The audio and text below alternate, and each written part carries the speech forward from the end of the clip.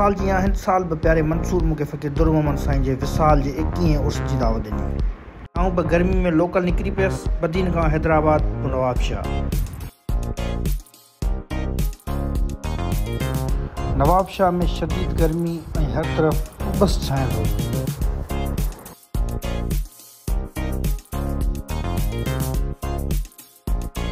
Nawabshah rail फाटक ते पहुतसि त फाटक ते अजीब क़िस्म जी मायूसी पखड़ियल हुई ऐं मुसाफ़िर रेल जे इंतज़ार में बीठल ऐं वेठल कुझु त वणनि जी थधी छांव में सुतल नज़र आया। बहरहाल आउं बि शाहपुर जाकर जी लोकल वेन लाइ पैदल फाटक जो फुटपाथ वठी निकिरी पियसि। गर्मी सबबि घड़ी खन लाइ आउं बि नीम जी थधी छांव में साह वरितमि।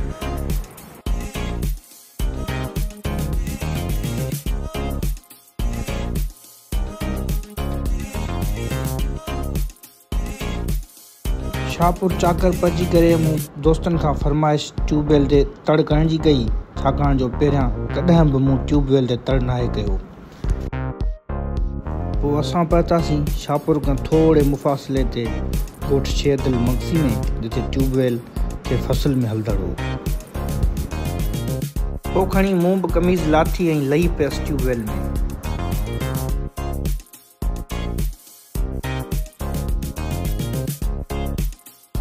ट्यूबवेल में तर करण सां थधिकार महसूस थी हिन ज़ुल्म जी गर्मी में ऐं फर्स्ट एक्सपीरियंस सुठो रहियो।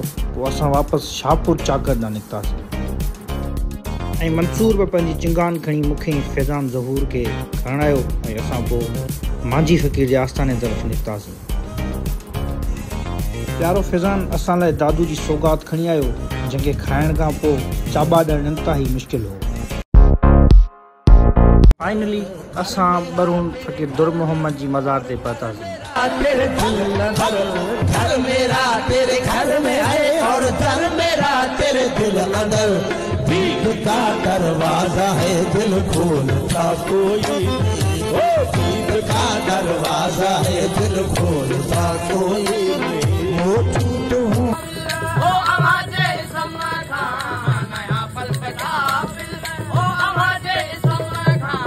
पहुतासीं त फ़क़ीर दुर मोहम्मद जे उर्स जूं रस्मूं हलंदड़ हुयूं ऐं असां बि उन्हनि रस्मनि में शिरकत कईसीं।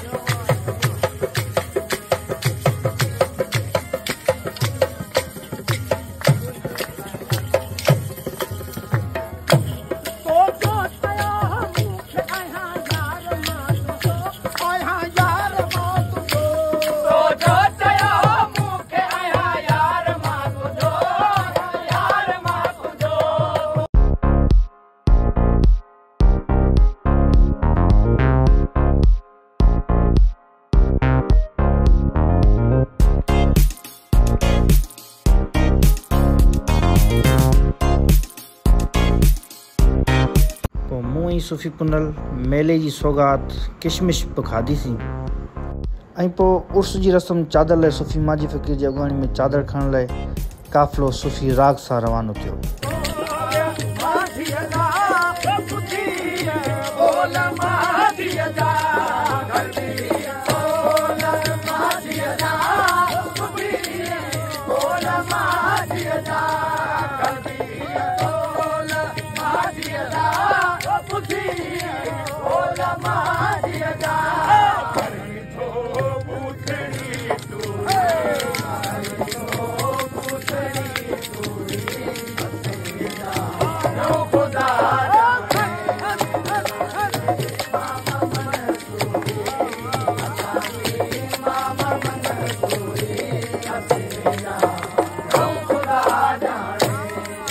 चादर सूफ़ी राग सां मांझी फ़क़ीर पंहिंजे फुकरा सिथ सां गॾिजी करे संदसि पंहिंजे वालिद साहब ऐं संदसि अमड़ी भाउ जे मक़बूरे ते चाढ़ी।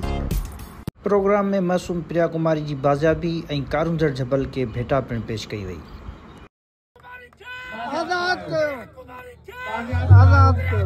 ऐं पोइ प्रोग्राम जो बाक़ाइदगी सां आगाज़ थियो ऐं मुख़्तलिफ़ रागनि पंहिंजे राग सां झुमाए छॾियो ऐं आऊं बि झुमी पियसि।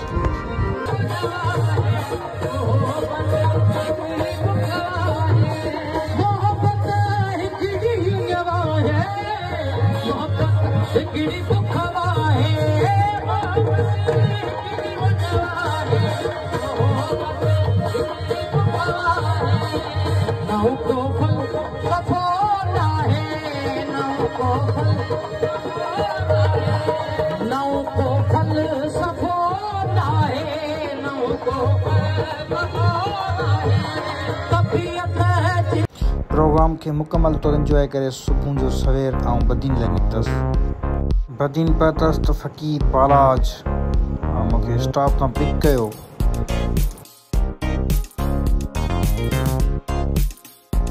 ऐं पोइ महबूब दोस्त मलिक शान सां गॾिजी करे आऊं पंहिंजे घर पहुतसि।